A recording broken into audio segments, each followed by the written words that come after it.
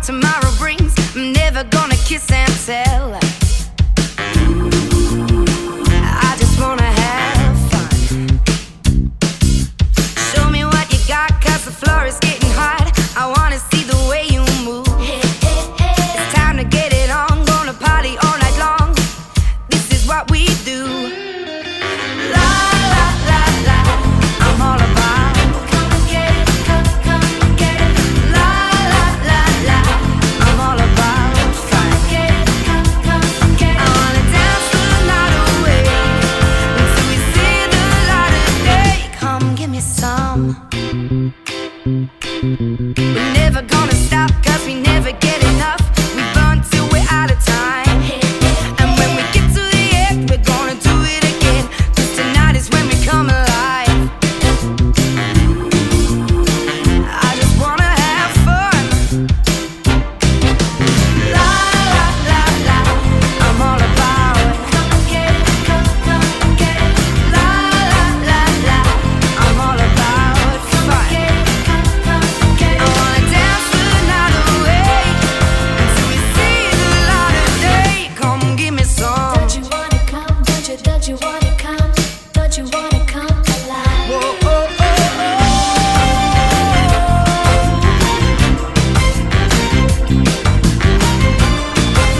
All about the fun. Yeah, yes I am. Come and get it, come and get it. Oh yeah. Come and get it, come and get I it. wanna dance the night away until we see the light of day. Come give me some. Hola, buenas tardes. Según la Organización Mundial de la Salud, el estrés laboral será la nueva epidemia del siglo XXI. En México se registran aproximadamente 19,000 infartos al año causados por estrés laboral.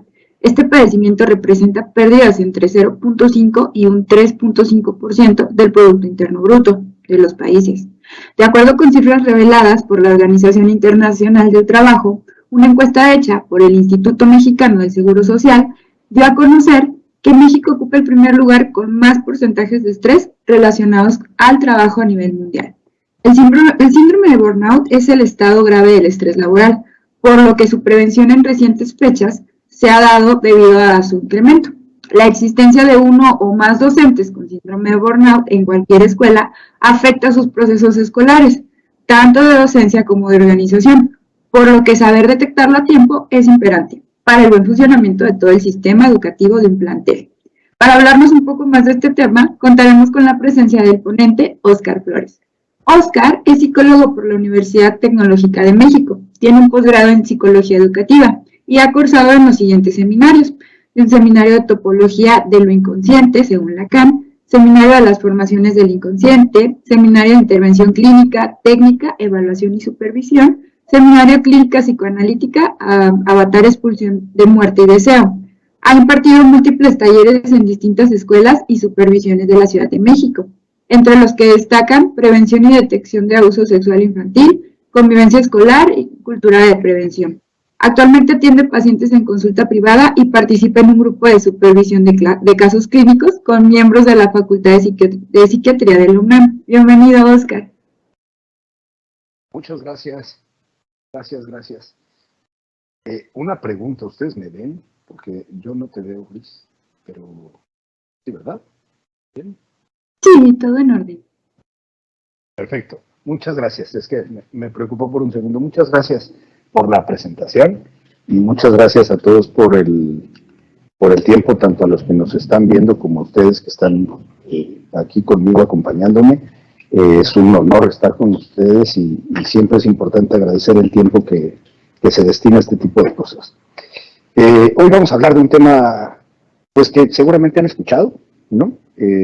Todos estos conceptos, y más que otra cosa trataremos de hacer una charla que nos lleve a construir nuestras propias ideas al respecto y que nos permita a partir de eso generar nuestras propias estrategias para abordarlo, ¿no? Entonces, si todo marcha bien, comenzamos. ¿Está bien, Grace? Adelante. Gracias. Bien, particularmente en el tiempo que estamos viviendo cobra mucha relevancia el pensar en sostener el deseo y hablar del... Discúlpenme un segundo, veo mi computadora un poco lenta, pero no sé si se está viendo ya la presentación. Si alguien me puede ayudar. Listo, ya estamos viendo. Discúlpenme, por favor, es que no lo alcanzo a ver acá. Entonces, quiero empezar con esta frase de Leonel Sicardi, que hizo una serie de estudios y de evaluaciones acerca del burnout, justamente porque es algo muy difícil de definir, ¿no? Y rescato esta frase porque además viene a cuento con lo que estamos viviendo el día de hoy, ¿no? Difícil sostener el deseo ante tanto escenario de muerte. Es decir, cómo mantener, cómo seguir sin dejarnos llevar por toda la circunstancia que estamos viviendo alrededor, y a esto sumándole el estrés que ya teníamos previo a lo que estamos viviendo. Hace 2 minutos veía una publicación que decía, es mi percepción del 2022, se sienten como 20 años, ¿no? Porque los últimos 2 los hemos vivido en tan solo 21 días, ¿no? Vamos a la escuela, subieron los contagios, bajaron los contagios, regresamos. Es difícil sostenernos y esto se abona a lo que estamos viviendo día con día en nuestro clima laboral. Yo soy Oscar Flores, soy psicoanalista y vamos a invertir los siguientes 40, 50 minutos en tratar de construir estos 3 conceptos juntos. Y a partir de donde se desencadenan todos estos 3 fenómenos que al final terminan rigiendo nuestro día a día. Y es que, si lo pensamos, nosotros cuando decidimos a qué nos vamos a dedicar, ¿no? ¿Qué es lo que vamos a hacer en el día a día? ¿Con qué nos vamos a ganar la vida? Lo razonamos y lo decidimos con base a todos los ideales que tenemos construidos hacia atrás, a la imagen que es la que queremos dar hacia afuera. Y a partir de eso construimos incluso cómo nos vamos a ver, cuánto vamos a ganar, qué vamos a desarrollar, cuán importantes vamos a ser o cuál va a ser nuestro rol en la organización en la que nos desarrollemos. Sin embargo, siempre hay un rango entre la realidad y el ideal, ¿no? Y este rango puede ser difícil de gestionar, ¿no? Tenemos que estar preparados para poder hacerlo. Todos los días tenemos que jugar entre este ideal, entre esta idea de lo que nosotros pensamos que sería el futuro y lo que está sucediendo, ¿no? Sin embargo, en muchas ocasiones, esto se puede lidiar de una manera más adecuada cuando el equilibrio entre lo que nosotros hacemos y el reconocimiento que se nos da en el trabajo y la escucha que tenemos y el papel que desempeñamos, compensa un poco, ¿no? A veces podemos ganar menos de lo que esperábamos, pero tener la satisfacción personal de estar haciendo lo que nosotros decidimos o pensamos que podíamos aportar a la sociedad. Sin embargo, suele pasar en algunos momentos, yo creo que todos hemos atravesado en algún momento esta situación en algún trabajo, que nos encontramos con lo contrario, ¿no? Nosotros hacemos lo que creemos que deberíamos de hacer en el mejor de los casos. En otros casos, ni siquiera podemos llegar a desarrollar lo que nosotros creemos que podríamos hacer. Y entramos en un círculo vicioso en el cual parece que no hay salida. Esto tiene un nombre. Este es un fenómeno que se investigó hace muchos años y que se llama indefensión aprendida, ¿no? Esto es cuando nosotros pareciera que nos encontramos atrapados en un laberinto del cual no vemos salida y en el cual tampoco alcanzamos a despertar la creatividad suficiente. Entonces viene un estado en el que el ideal, ¿no?, se enfrenta con la realidad y al no poder compensarse, ¿no?, entramos en un estado de frustración. Y esta frustración, cuando no es bien transitada, cuando no es bien tramitada, ¿no?, cuando no alcanzamos a escuchar, cuando no podemos ver la salida de ese laberinto, genera muchos fenómenos alrededor. Uno de estos fenómenos es el que se han dedicado a estudiar desde hace varios años distintos investigadores. Es un fenómeno que viene arrastrándose desde 1961, cuando se presenta el primer caso de burnout. Después, en el 73, se documenta, ¿no? Ya se toma como más en serio porque se sigue repitiendo el fenómeno y se empieza a documentar. Y es hasta 1981 cuando se empiezan a desarrollar investigaciones mucho más concretas, que son las que hasta el día de hoy se siguen, ¿no? Y son las que más nos han aportado. La investigación de la doctora Maslach y el doctor Jackson se hicieron en un grupo de control a empleados de servicio, de atención médica, ¿no? Y se detectaba un alto nivel de estrés, pero que estaba estrechamente ligado con el clima laboral, con lo que sucedía en su alrededor, con la demanda que tenían los pacientes, con la presión o la carga de trabajo y algunos otros fenómenos.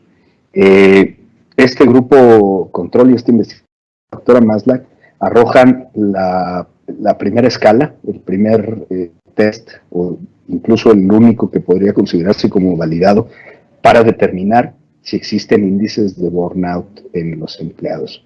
Pero la perspectiva de la doctora Maslach, particularmente, es interesante, pues, porque justo no se rige o no se ciñe solamente a los indicadores que ella consideró, que ella descubrió a partir de estas investigaciones, sino detona algunas otras reflexiones, ¿no? En las que se da cuenta que el clima laboral en general, es decir, no solo a lo interno, ha ido cambiando. Existen diferencias en las relaciones laborales anteriores a estas fechas, ¿no? Hablo de 1962, y cómo se han ido deformando hacia acá. La doctora Maslach sigue haciendo conferencias y sigue hablando al respecto. Cuando puedan, veanla. Tiene una perspectiva muy interesante acerca del clima laboral. Pero entre otras cosas, habla del estrés no solo del entorno laboral, es decir, del espacio, sino en general, cómo se ha ido transformando el clima dentro de las empresas para tener un trabajo. Y entonces, por ejemplo, habla de la ausencia ahora de trabajos de carrera. Es decir, hoy por hoy es muy difícil que tú tengas un trabajo, permanezcas 40 años, te jubiles y luego te vayas a la playa. Hoy por hoy eso es más, a partir de ciertas generaciones es imposible, ¿no? Hoy por hoy el entorno laboral es sumamente competitivo. Entonces no sabes si te estás relacionando con tu compañero de trabajo y le estás contando cómo te sientes, o esa información va a ser usada en tu contra.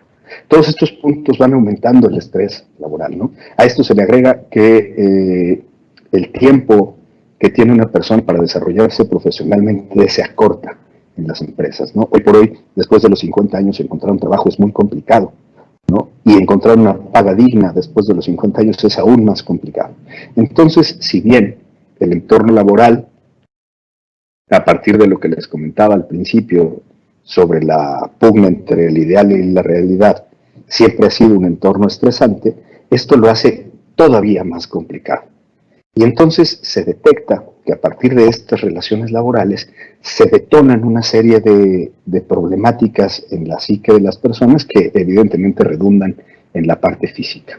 Ahora, es importantísimo, o a mí me pareció importantísimo desde mi área, poder comentarles que el burnout no es un trastorno mental, es decir, no se encuentra clasificado dentro del DSM-5, que es el manual diagnóstico de psiquiatría y que se ocupa también en psicología, porque no es algo que solamente ocurra a una persona y se pueda tratar, es algo que ocurre en un entorno, es algo que cubre a una organización en determinado momento. Sin embargo, explica la doctora Maslach que la posibilidad de elevar el burnout a un nivel de enfermedad es bastante buena, porque entonces le da foco, permite visualizar un fenómeno que ocurre socialmente y que ocurre dentro de las organizaciones. Y esto es muy beneficioso, entre otras cosas es lo que nos permite estar aquí hablando al respecto y ponerle atención, porque no podemos negar hoy por hoy que en el 2022 cuando alguien habla de depresión, ¿no? El entorno habla de que tuvo un mal día, de que está tristito, de que tuvo algún problema y entonces anda raro. Pero el foco en la atención a la salud mental, hoy por hoy, sigue siendo un tema tabú, un tema que solo alcanza a algunas élites o que solo alcanza a algunas personas, ¿no? Entonces, poder poner el foco en el burnout permite varias cosas, entre otras que las organizaciones se den cuenta de la importancia de la salud mental y de los costos que esta tiene a las organizaciones, y además de que es reversible, pues, ¿no? Sin embargo, dentro de las contras, digamos, de ponerlo en términos de una enfermedad, es justamente que se espera, como en muchas enfermedades, que con un tratamiento se salga, ¿no? Es decir, tal empleado tiene burnout, entonces dale una pastilla o mándalo a su casa una semana y que se cure. Y esto es, repito, más un fenómeno social, ¿no? Me parece muy importante hacer la distinción entre un trastorno mental y un fenómeno social, ¿no? Y la intención que tenía la doctora Maslach de hacer presión para que se pusiera en términos de una enfermedad laboral, puesto que el burnout no es algo que se cure, es algo que se trabaja en la organización, que el ambiente laboral tiene que voltear a ver y modificarse para poder revertirlo.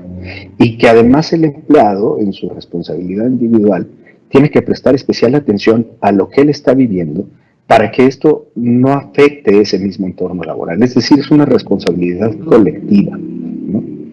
Hay un estudio que quisiera mostrarles que se hizo en Guadalajara por el Centro Universitario de Salud en 2010. Y es un estudio en el que hacen un grupo control entre 55 maestros a los cuales justamente les aplican el test de Maslach para determinar el nivel de estrés o el nivel de burnout en el que se encontraba. Y los resultados fueron, si no alarmantes, extraños. Los resultados principales dieron que en las profesoras o los profesores de preescolar se notaba un 88% de incidencia del síndrome de burnout, ¿no? Evidentemente en los otros niveles también hay burnout, pero particularmente en preescolar se genera este fenómeno. Y entonces es alarmante, ¿no? Puesto que dentro de las actividades que se tienen en preescolar, las maestras tienen la labor de hacer esta separación entre la familia y la escuela, esta individualización de los niños, pues más llevadera, mucho más tranquila. Y notamos a partir de este estudio que las maestras sufren un estrés y un nivel de presión muy fuerte, lo cual pone en riesgo esta labor, lo cual de alguna manera nos lleva a entender un poco por qué las maestras tienen tanta rotación, ¿no? Por ejemplo, por qué de pronto el trabajo administrativo en preescolar es un poco más complicado de lograr, ¿no?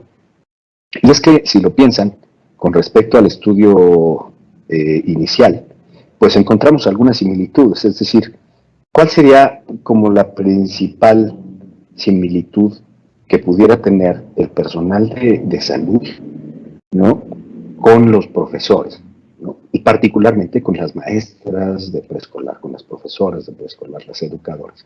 Bueno, es que en la educación preescolar y hacia atrás en el maternal, no solo se tienen que cumplir las labores administrativas, es decir, hay que entregar una bitácora, hay que planear una clase, hay que hacer todas las actividades administrativas que todos los maestros hacen, ¿no? Pero además, hay que servir a los niños. Hay que emocionalmente tener un contacto mucho más estrecho con ellos para poder llevarlos hacia allá. Entonces, las maestras están a servicio de los niños. La presión se vuelve doble. Y el clima laboral, evidentemente, tendrá que ser mucho más amable con ellas para poder evitar este tipo de de situaciones, ¿no? Entonces, lo importante de rescatar del burnout, ¿no?, hasta este punto, sería que cuando se mantiene una tensión sostenida, ¿no?, cuando no se transita un duelo, y hablo del duelo que significa tener una perspectiva cuando se está estudiando, cuando se empieza a buscar este desarrollo laboral, etcétera, frente a la realidad, ¿no?, cuando ese duelo no se trabaja, ¿no?, o no se elabora, cuando el proyecto profesional está muy alejado de la realidad y cuando encima el ambiente laboral no es algo que soporte todas estas circunstancias o estos avatares que está enfrentando el profesor en este caso, pues terminará afectando no solo psíquicamente, terminará afectando también físicamente, ¿no? Porque se genera algo de lo que también vamos a hablar el día de hoy, ¿no? Y es estrés. Si tuviéramos que enviar el diagnóstico del burnout hacia un diagnóstico clínico, psicológico, psiquiátrico, estaríamos hablando de estrés crónico. ¿Qué ocurre cuando tenemos estrés crónico? Bien, cuando hay estrés, no solo crónico, estrés, ¿no?, lo que ocurre es que hay una tensión elevada, ¿no?, una tensión de todos los aspectos de la vida elevada, ¿no? Sin embargo, el estrés es un mecanismo de defensa. Luego entonces, este mismo estrés, si está trabajado, si lo podemos conocer, si nos atrevemos a mirarlo a los ojos, puede ser algo que nos dé respuestas, que nos ayude a salir, que nos ayude a movernos de un lugar a otro, ¿no? Yo quisiera ponerles un ejemplo y quisiera que lo pensaran en este momento, trataran de concentrarse. La sensación física del primer beso, todos ahí, ¿no?, es muy parecida, la sensación física aquí, es muy parecida a la sensación del asalto. Es decir, es miedo, es estrés. Pero con este ejemplo lo que les quiero decir es que el estrés se puede llevar hacia varios lados, ¿no? El estrés no solo indica peligro, ¿no?, también indica movimiento. También puede ser gestionado de otra manera. Es más, podríamos decir en un momento dado que si una persona es eficiente para manejar su estrés, en una situación límite, tiene más posibilidades de sobrevivir. Sin embargo, bioquímicamente, el estrés tiene una misión, y es preparar al cuerpo para pelear. Esto lo deben de haber oído muchas veces porque está muy de moda, pero tiene la función de preparar al cuerpo para pelear, huir o esconderse. Lo que ocurre es que cuando estás frente a tu jefe, ¿no?, cuando estás frente a tu esposa, cuando estás frente al que se te cerró en el coche, muchas veces no tienes la opción ni de huir, ni de pelear, ni de esconderte. Luego entonces, si esto ya avanzó lo suficiente, tu cuerpo empezará a reaccionar. Y entonces la sangre se va hacia las extremidades, brazos, piernas y cabeza, para poderse preparar hacia ello, para pensar y las pupilas se dilatan, para tratar de ver las mejores opciones, para escapar, etc. Pero no lo puedes hacer por la circunstancia en la que estás. Todo eso genera un desgaste. De ahí que todos mis compañeros de generación y más hayamos estado por lo menos alguna vez en el médico tratándonos por colitis nerviosa, ¿no? La sangre no está donde debe estar, el proceso digestivo se entorpece, porque el estómago no tiene con qué trabajar, ¿no? Luego entonces, lo más importante, digamos, del estrés, ¿no?, es saber que es algo que existe y es algo con lo que vamos a convivir. Y entonces tendríamos que aprender en este proceso de conocimiento y de evolución a manejarlo y hacernos alguna serie de preguntas. ¿Qué es lo que nos genera estrés? Básicamente, todo aquello que no teníamos previsto, tal cual, ¿no? Todo aquello que nos genera alguna clase de sorpresa, todo aquello que nos pone en algún tipo de riesgo. Les ponía yo el ejemplo hace un momento del beso, ¿no? Bien, eso te cambia de posición, de ser el pretendiente a ser la pareja. Eso implica que si ese regreso te lo aceptan y sale bien, tendrás que sostener una postura de pareja. Hay miedo ahí, ¿no? Hay algo que te sorprende, que es diferente. Entonces habría que preguntarse qué es lo que en particular a ti notas que te genera estrés, ¿no? Partiendo de esto, todo aquello que esté por fuera de lo que tú ves, ¿no? ¿Qué ocurre con el cuerpo? Bueno, ocurre una hiperexcitación. Es decir, lo que pasa con el cuerpo es que se va al límite de sus capacidades en segundos para poder rescatarte. Imagínate que tú pones el freno de mano y aceleras a fondo tu coche. Le pones una maltratada horrible. Las llantas empiezan a patinar, el motor empieza a hacer una presión excesiva sobre los soportes, etcétera, ¿no? Y después lo apagas. Y eso se lo haces todo el día, cada 20 minutos. Es importante conocer cuáles son los detonantes de tu estrés, ¿no? Hay muchas investigaciones que clasifican el estrés en diferentes niveles, ¿no? Positivo, negativo, etcétera. Una de las que a mí me parecen más claras es la curva de Yerkes y Dodson. En esta curva lo que investigan ellos es que cierta cantidad de estrés, ¿no?, puede generar una capacidad creativa superior.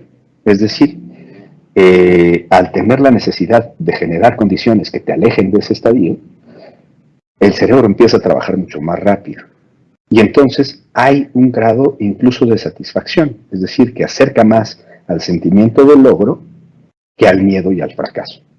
El punto importante sería poder encontrar hasta dónde es que nosotros podemos soportar el nivel de estrés sin llegar a la cúspide. Porque llegando a la cúspide, como nos muestra aquí la gráfica que les estoy presentando, pues se presenta el cansancio, la fatiga y, por supuesto, pudiendo llegar al colapso. Y esta es una de las características, les decía hace un minuto, que si el burnout hubiera que clasificarlo en términos del DSM-5, pues estaríamos hablando de estrés crónico. Y entonces un estrés crónico sí te lleva al colapso, ¿no? Entonces sí puede tener consecuencias muy graves, ¿no? Cuando una tensión es mayor a lo que se puede soportar, lo más probable es que se quiebre. Y aquí quisiera hablarles de otro concepto, de otra palabra que también está muy en boga, y es la resiliencia, ¿no? ¿Qué es la resiliencia? Bueno, la forma que me parece mucho más clara de explicar acerca de qué es la resiliencia viene de la física y tiene que ver con la resistencia de los materiales. Todos los materiales tienen un punto de tensión, es decir, pueden deformarse sin afectar sus propiedades iniciales. Es decir, tú puedes tomar un lápiz y doblarlo hasta cierto punto antes de que se parta. Tienen un límite elástico. Aplica con el estrés, ¿no? Partiendo de lo que les decía de la curva de Yerkes, ¿no? Este punto elástico está no tan cerca del rompimiento, pero sí está muy separado del límite original. Es decir, el límite puede ser alto. ¿Cuál sería, digamos, la idea para trabajar en este momento acerca del estrés, ¿no? Y del estrés que genera, pensemos en la diapositiva inicial, el ideal de lo que queremos hacer implica todo el entorno. No solo implica el trabajo, implica cómo te ves, cómo te ve tu familia, cuánto ganas, qué puedes hacer con eso, etcétera. Implica todo el entorno. Entonces, si nosotros somos capaces de ver hasta dónde podemos doblar ese ideal, tendremos la capacidad de resiliencia de regresar a nuestro estado original, ¿no? Y a partir de eso poder seguir creando y poder seguir haciendo nuevas estrategias para enfrentar nuevas situaciones de estrés, ¿no? Porque habrá que tener en cuenta que el estrés es parte de la vida, ¿no? Es parte de las contradicciones, es parte del día a día. Partimos de diferentes ideales con quien convivimos. El chiste es hacerlos convivir y cuál es nuestra responsabilidad en ello. Víctor Frank dice que entre el estímulo y la respuesta hay un espacio. Ese espacio para elegir la respuesta es justamente lo que llamamos libertad.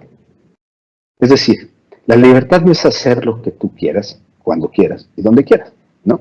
Pensemos en un niño. Un niño cuando, un bebito, antes de controlar esfínteres, siente la necesidad de hacer pipí y solamente hace pipí, punto, ¿no? Sin embargo, conforme nos vamos incorporando a la sociedad y reconociendo a los otros, sabemos que tenemos que esperar a encontrar un baño e irlo, ¿no?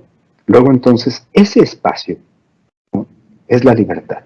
Ese espacio de poder tener un momento antes del impulso para decidir qué hacer con él, es donde podemos encontrar la libertad. Para esto necesitamos tomarnos un momento. Para esto forzosamente necesitamos voltearnos a ver, ¿no? Para esto, no solamente, evidentemente la imagen está un poco exagerada, pues, pero no significa que nos sentemos a meditar cada que nos enojemos, ¿no? Significa también que le demos espacio a lo que nosotros mismos decimos, que le demos un poco de espacio a lo que nosotros queríamos hacer con eso, ¿no? A lo que nosotros podíamos o queríamos hacer con ese trabajo, y qué tanto estamos haciendo para llegar ahí, qué tanto estamos trabajando para poder cumplir con eso que nosotros nos prometimos. Eso solamente se puede hacer mediante la escucha y la observación, mediante tomarnos un tiempo. Pero es curioso, porque justamente como mostraba la imagen de los tiburones, cuando nosotros tomamos este espacio, surgen una serie de opciones, ¿no? De pronto poder pensar en cambiar de trabajo sin que esto represente ponernos en riesgo, ¿no? Es algo que a veces ni siquiera observamos. Y esto solo lo podemos alcanzar a partir de esta observación.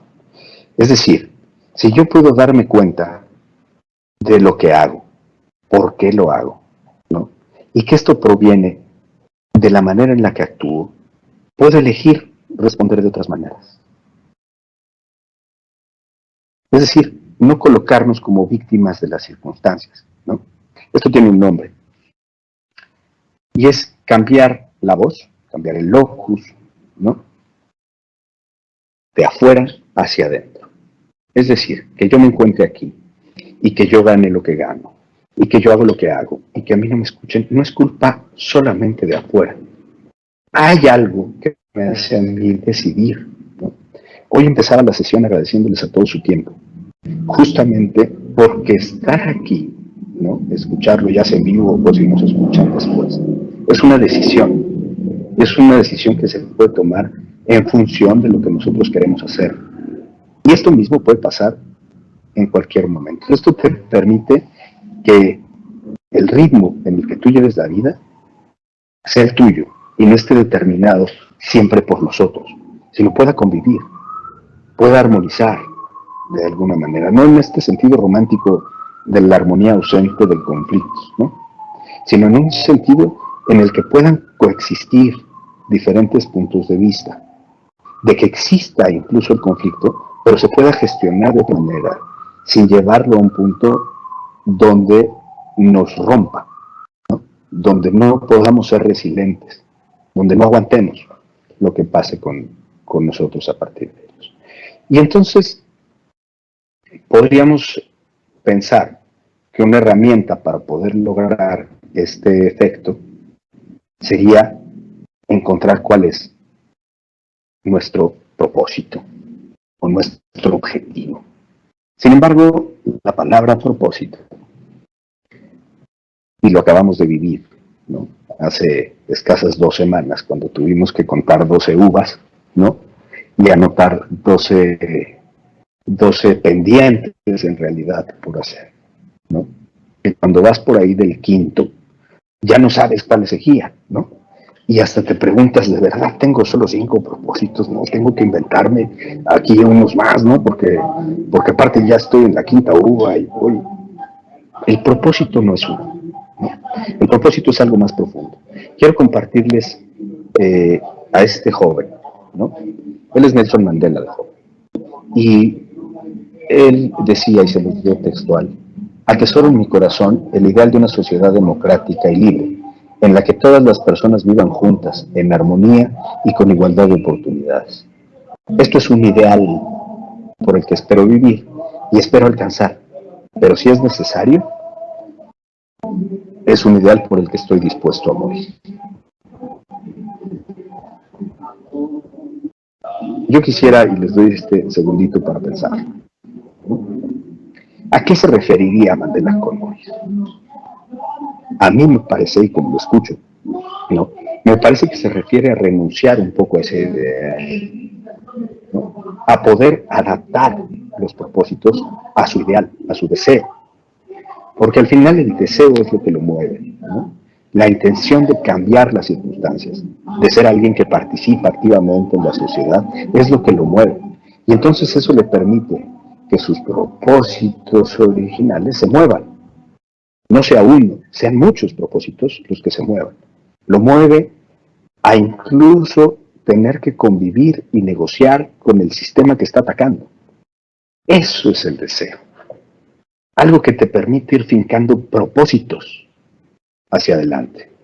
Diferentes propósitos que son dinámicos, ¿no? Y se me ocurrió compartirles esta frase, pensando en esto, ¿no?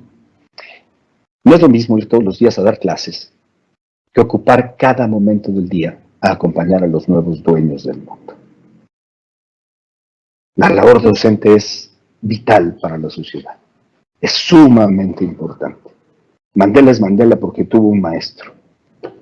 Los grandes líderes del mundo, la gente que ha cambiado este planeta, tuvo un maestro que le pudo inyectar la necesidad y el gusto por aprender, que le pudo fomentar la lectura, que logró inyectarle el valor de creer en sí mismo, de tener confianza.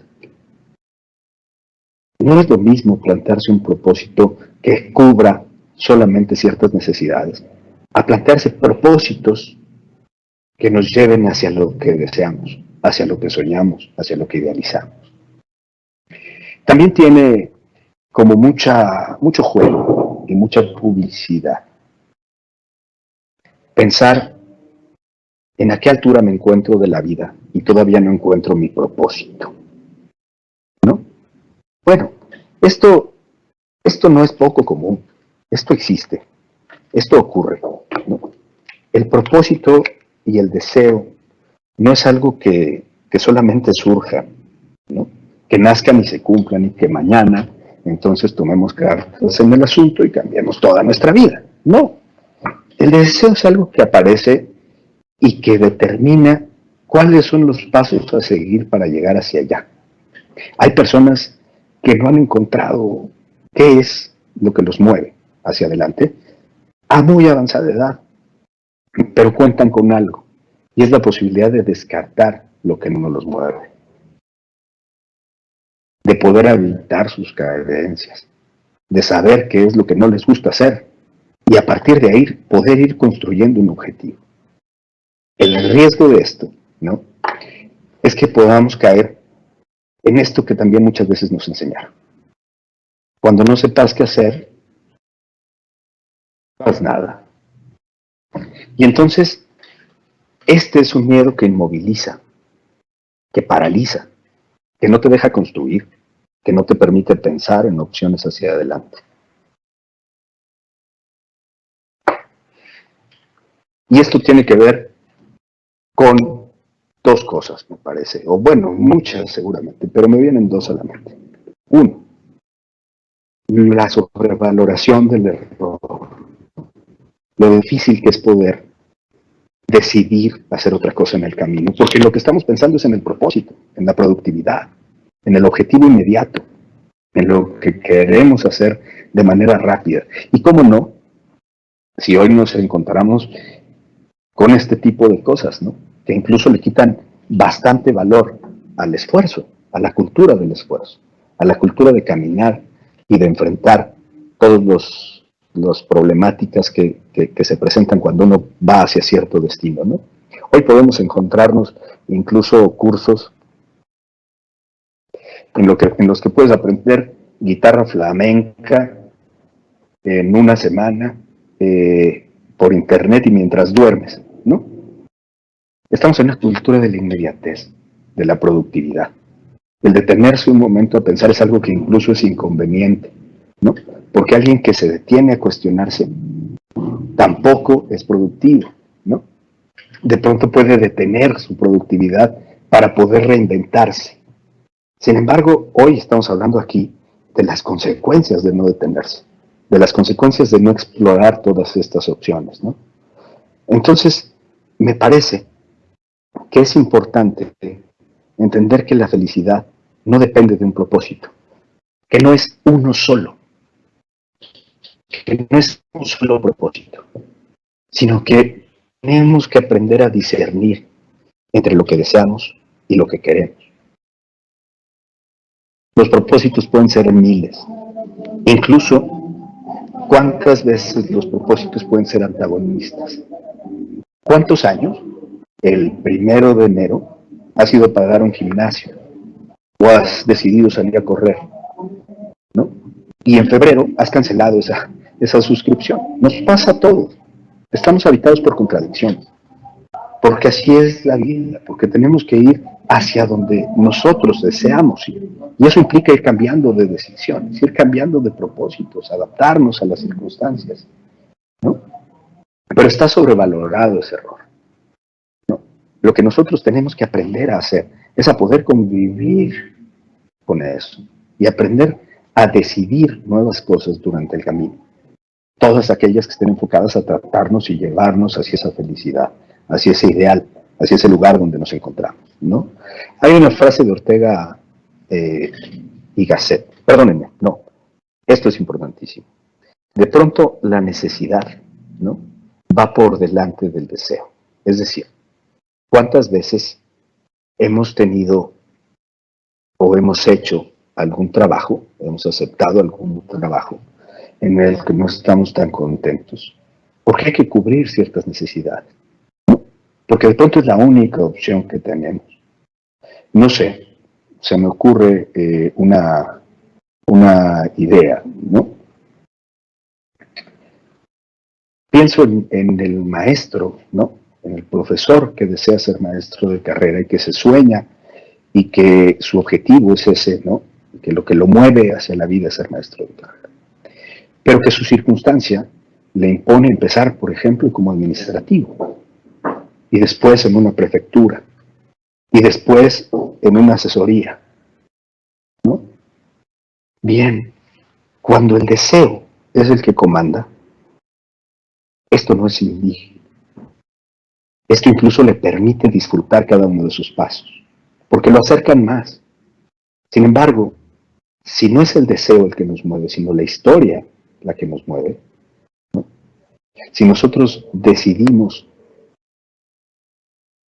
postrarnos en ese sitio, cada paso que demos va a ser corto y va a parecer un esfuerzo mucho más grande y sin sentido, ¿no?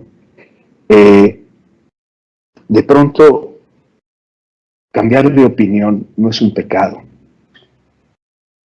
Es decir, tratar de irnos adaptando hacia lo que nos mueve es realmente lo que vale la pena. Es a partir de ahí donde nosotros pudiéramos generar una resiliencia mayor ante el estrés.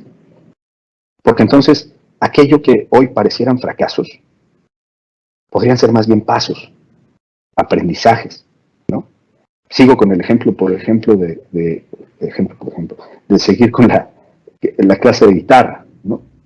No se aprende el primer día, se rompen los dedos, no salen las melodías, etc. Pero cada paso te acerca más hacia donde vas, siempre y cuando tú seas consecuente con el deseo. Pero además el deseo tiene una particularidad, y es que uno solo puede desear lo que no tiene.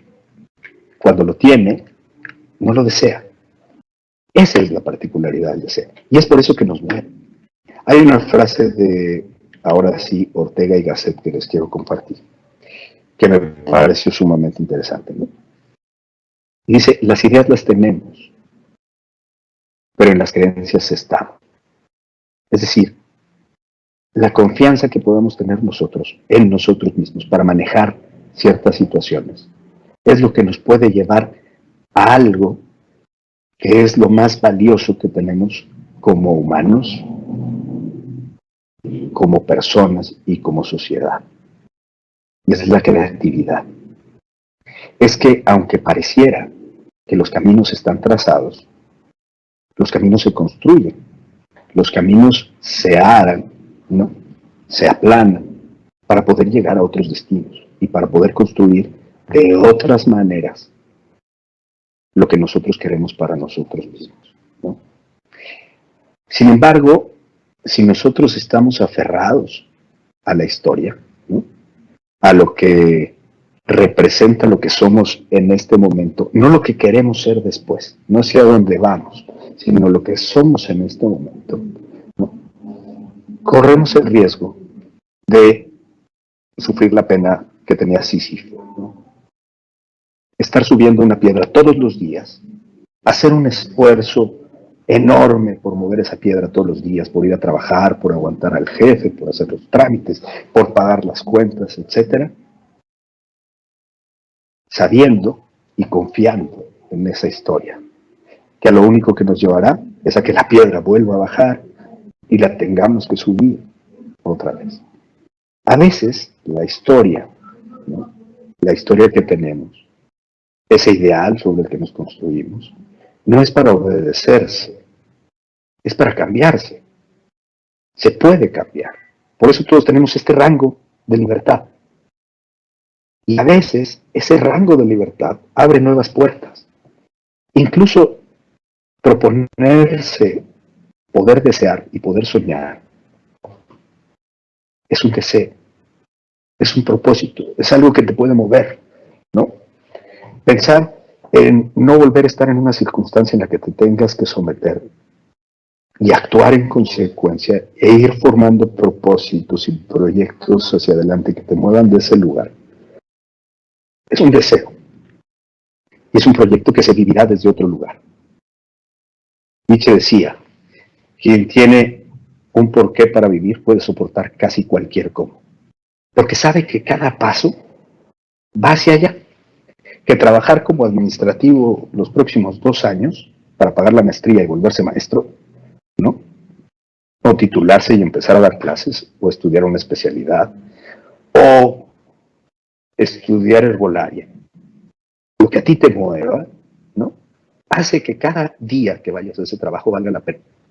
Hace que puedas soportar casi cualquier cómo. Y quisiera cerrar con esta reflexión que les comparto.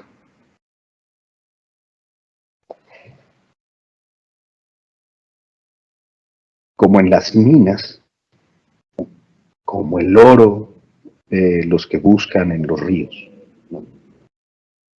La meta no está, o la forma de llegar no está en encontrar propiamente el oro.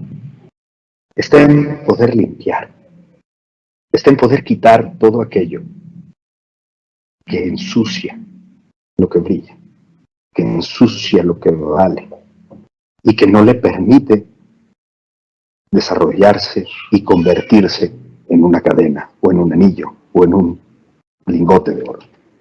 Abajo de todo eso está algo que te puede mover y que es el deseo y que es justo ese ideal del cual puedes estar muy cerca, del cual puedes conseguir que esa retribución se ajusta. Entonces, yo quisiera invitarlos, antes de despedirme, a esto, a bajar un poco el nivel de crueldad contra uno mismo, a tratar de mejorar la relación que tenemos con el entorno, de tal manera que justo podamos ir descubriendo de entre el fango lo que vale y lo que brilla. Entonces, el ejercicio sería tratar de filtrar más, ¿no? Quiero agradecerles mucho. Creo que lo logramos también en tiempo. No sé si estés por ahí, Gris, o hay alguna pregunta. Muchísimas gracias, Oscar. Justo estoy revisando las preguntas. Por ejemplo, tenemos un comentario o pregunta que está enfocada a cómo fomentar la prevención al conflicto. O sea, ¿Se puede prevenir el conflicto o realmente qué podrías hacer ante un conflicto? Creo que va más como la pregunta por ahí. O sea, ¿cómo lidias ya Sí, que estás en el conflicto? claro, fíjate que es interesante, ¿no? Porque hablar de prevenir el conflicto es algo, pues casi imposible. El conflicto es inherente a la vida, ¿no? Sin embargo, ¿cómo gestionar un conflicto? ¿Qué herramientas se puede uno hacer para gestionar el conflicto, no? Hay hay toda una tendencia, ¿no? Sobre la educación para la paz y demás, y en ella hablan de un concepto muy interesante, que es el concepto de la prevención. Y se trata de proveerse, no de la prevención, provención, de proveerse de recursos para poder gestionar el conflicto. Es decir, para mí, uno de los principales y que acabamos de tocar es poder saber, ¿no? Hacer el ejercicio de escucharse y de ponerse atención, pues, para saber hasta dónde tienes resiliencia, ¿no? Hasta dónde puedes aguantar. Y si en un momento dado eso se sobrepasa o está muy cerca de pasarse, poder alejarse, poder tomar distancia, ¿no? Poder escucharse, tratar de no subirse al ritmo que te está tocando el otro, sino poder separar eso y entender qué es lo que está recibiendo el otro, qué te está resonando y por qué es un conflicto para ti. Me parece que esa sería una respuesta que se me ocurre y que es interesante. Busquen ese concepto de prevención, es una maravilla. Sí, totalmente. Y de hecho, justo hay otra pregunta que dice, ¿cómo se maneja o cómo se puede manejar la frustración generada en el trabajo de tal manera que no afecte la relación familiar? Supongo que, bueno, hay como una conexión, al final de cuentas es complicado separar, ¿no? El entorno laboral de lo familiar, pero cómo podría una persona manejar como la frustración en general, ¿no? Claro, La pregunta. claro, y además, digamos que es un todo, es decir, no es una persona la que va a trabajar y otra la que regresa, ¿no? Como hablando, es decir, en medida de que se puede generar la confianza suficiente para compartir ciertas cosas con tu entorno, hablo del laboral y del familiar, ¿no? Es posible reducirse esa tensión, porque además partamos de algo, uno no escucha lo que el otro dice, uno escucha lo que interpreta de lo que el otro dice, ¿no? Y eso genera mayor conflicto, y eso genera mayor tensión. A veces es necesario hacer un alto y poder revisar qué es lo que más me molestó, ¿no? Había una frase de Anthony de Mello, si no mal recuerdo, que decía, esa persona que te cae tan mal, tiene gente que lo quiere y gente a la que le cae muy bien. ¿De quién depende, no? Que te caiga mal. Entonces, el punto es poder escucharse y poder plantearse esas preguntas hacia acá. Ojo, teniendo mucho cuidado, Gris, de no caer en la sobreresponsabilización o sobreresponsabilidad, ¿no? Que es algo que también, si te vas al otro extremo, se pone muy de moda, ¿no? Y entonces tú eres el causante de todo lo que pasa a tu alrededor, y eso no es cierto. Tú puedes hacer y tomar decisiones con lo que pasa a tu alrededor, eso sí se puede, pero no eres el causante de todo. Entonces, me parece que una forma de poder bajar y no llevar el estrés de un lado a otro es poderse dar el lugar que permita hacer algo con eso. Porque cuando no se puede hacer nada con eso, te sometes a la circunstancia y revientas, como la cuerda que ponía yo hace un momento, la tensas tanto que en algún sitio va a reventar. Es correcto. Muy bien. Y bueno, finalmente otra de los comentarios o preguntas está relacionado con esta última frase que nos ponías, muy buena frase. Es, bueno, pero ¿cómo descubrimos cuál es como la basura que no nos deja ver el oro, ¿no? O sea, es una cuestión un poquito más subjetiva o más interna de cada persona, pero ¿cómo podría ser un buen ejercicio para darse cuenta? Pero qué preguntota, ¿no?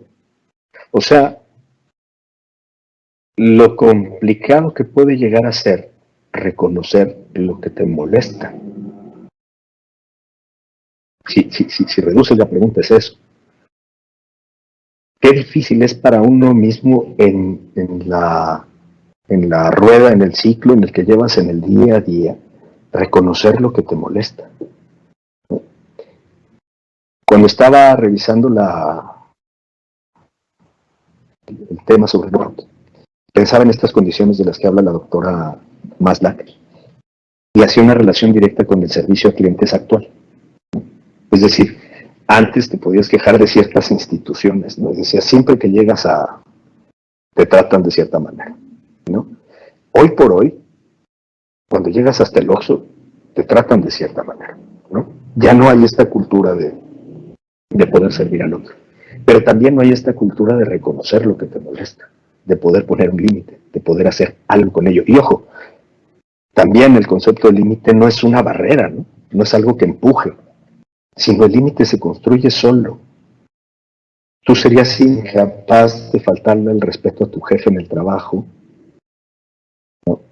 no por su rango, sino por cómo se viste, por cómo actúa. Entonces, ¿cómo poder quitar cómo te sientes con respecto a lo que está pasando enfrente? Hola, hola. Ahí estoy. ¿Cómo te sientes con respecto a lo que está pasando a tu alrededor? Y a partir de eso, poder determinar cuál es basura, cuál no te sirve y cuál sí te construye. No sé si es demasiado obvio. Totalmente de acuerdo y claro, la verdad es que es como este sentirnos de reconocerlo, es parte de. Muy bien, pues antes de despedirnos, antes, nos gustaría mucho compartirles el código QR para poder hacer la encuesta de esta ponencia y pues también la invitación del próximo evento en lo que nos gustaría mucho una reflexión o una pequeña despedida de tu parte, Oscar, para poder cerrar. Igual dejamos el código QR en lo que yo... Lo que tú reflexionas. Bueno, primero otra vez agradecerles mucho el tiempo y el espacio, pero primordialmente invitarlos mucho a tratar de no ir con la corriente, ¿no? Buscando solamente tener propósitos y propuestas que produzcan, ¿no? Sino que todos estos propósitos estén encaminados a lo que a ustedes los lleve al lugar que quieren ocupar, a cómo se quieren ver a ustedes mismos, a cómo quieren ser vistos por los otros, a poder hacer este filtro día con día. Algo muy importante, y prometo que con esto ya me callo, es que esto no sucede, o sea, quitémonos la idea de la inmediatez, alejémonos de eso. Hoy estamos muy expuestos a eso, y no, somos algo más complejo. Dignifiquémonos, ¿no? Y dignifiquemos nuestro sentir y nuestros deseos. Creo que por ahí me quedaría. Excelente, muchísimas gracias. Esperamos contar contigo en próximos eventos. La verdad es que los comentarios son de agradecimiento. de que muchas gracias por la presencia y la información muy clara.